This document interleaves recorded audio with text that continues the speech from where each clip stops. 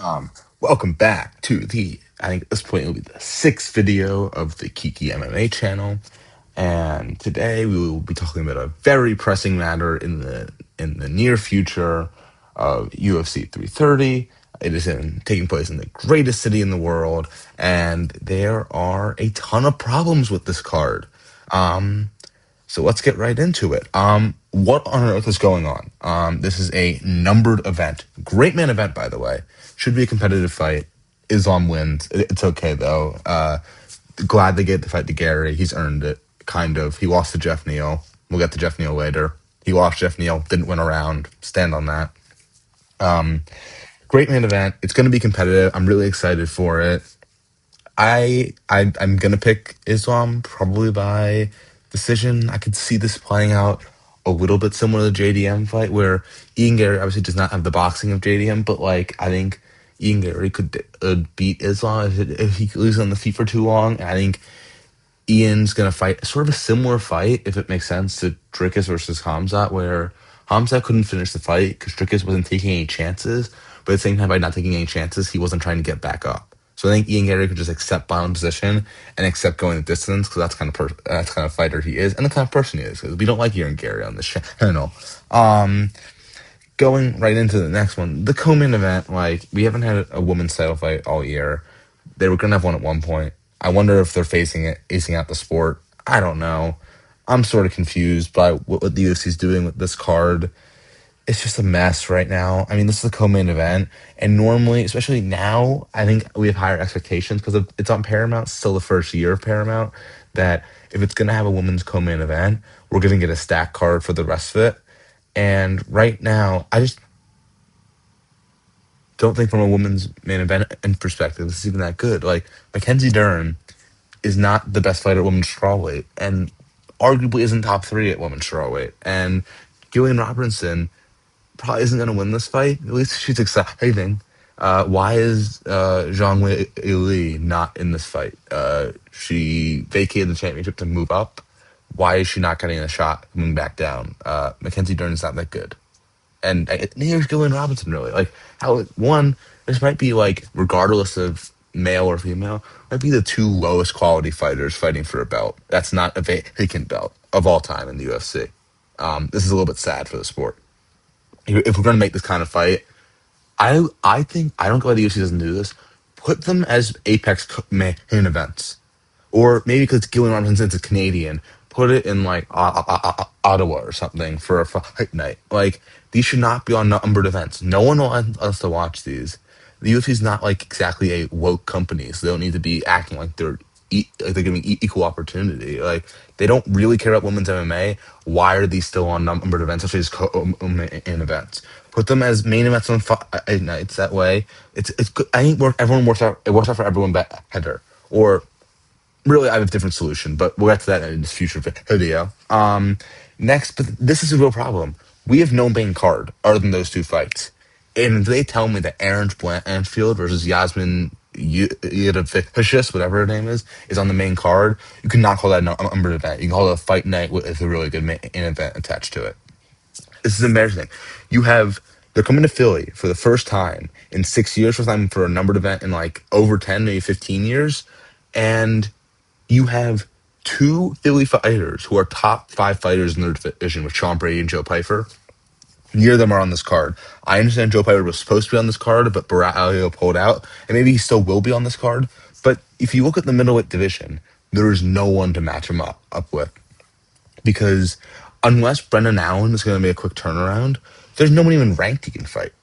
Like I don't know if people understand. Like they give him in theory, if MVP wanted to fight at middleweight, and then they give him. It's like Joe Piper really has no other matchups, and I just really hope that Brendan Allen agrees to take this fight on kind of short notice. And I think Joe Piper wins that fight, so it's good for Philly. But that would be a good featured fight if they can make it. But right now, there is no there's no rest of the card. Like there's no main card. We're a month away. UFC 329 at this by the time of these releases will probably just happened. It will be the next numbered event, and it will have no main card. This is embarrassing. Like we need to plan this stuff out a little bit more at a time.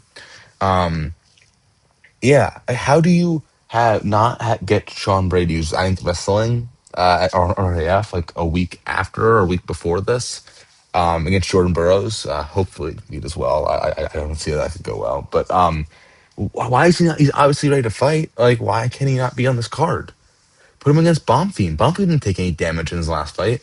Do that. Or Emma Sloppy one fighting down. Or MVP. There's so many fights they can make.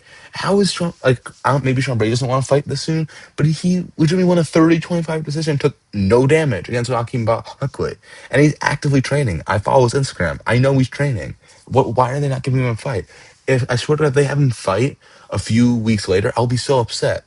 And on another note, with after the Joe Piper thing, you booked a middleweight main event for the next week. Forget about that fight. Give Joe Pyfer RoboCop or Fluffy Hernandez to make that fight. That's a really good. Both those are really high level fights. You cannot tell me the striking between RoboCop and Pyfer wouldn't be absurd. And there's a mix between the striking and grappling and wrestling of Fluffy versus Joe Pyfer. Also, those are high level fights, really high level fights. Why are we not making that? We're prioritizing a fight night main event, which you could have given a different main event.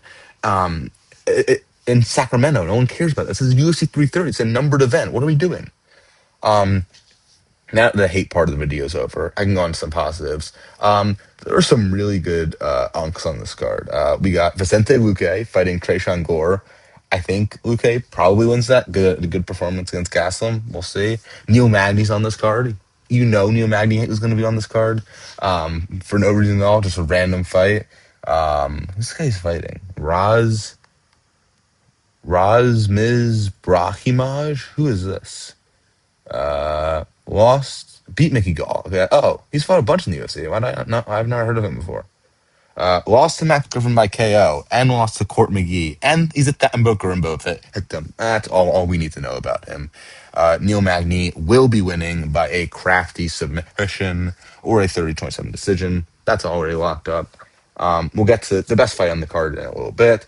Jeremiah Lawler is fighting Mitvek Orabai.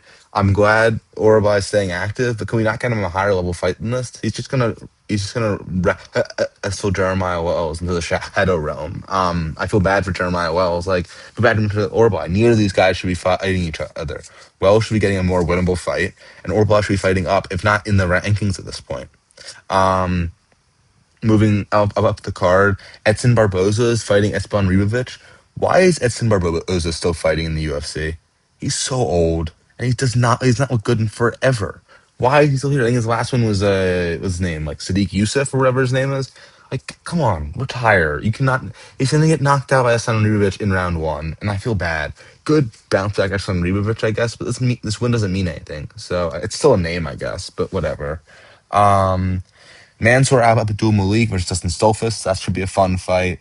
I think that I'd take Mansour Abdul Malik, but he looked pretty bad in his last fight.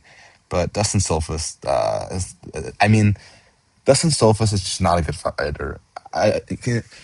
His win over his most recent win was over Mark Andre Bello, who like is sneakily is on like one of the worst losing streaks in the UFC. Most people don't, you don't really realize that, but whatever. And last two fights announced so far: Jalen Turner versus Kyle, I don't know how to pronounce it. Fernandez. This is a good fight. This is what I like to see. This is a good fight. This is a good prelim fight for an numbered event. Like, if they just added three good main card fights, this should be a very good numbered event. This should be a very good numbered event, but they haven't done any of that yet. So who knows? But that's a tough fight for Jalen Turner. Might not even. I don't think he's gonna win it. Maybe he could win it, but tough fight for him.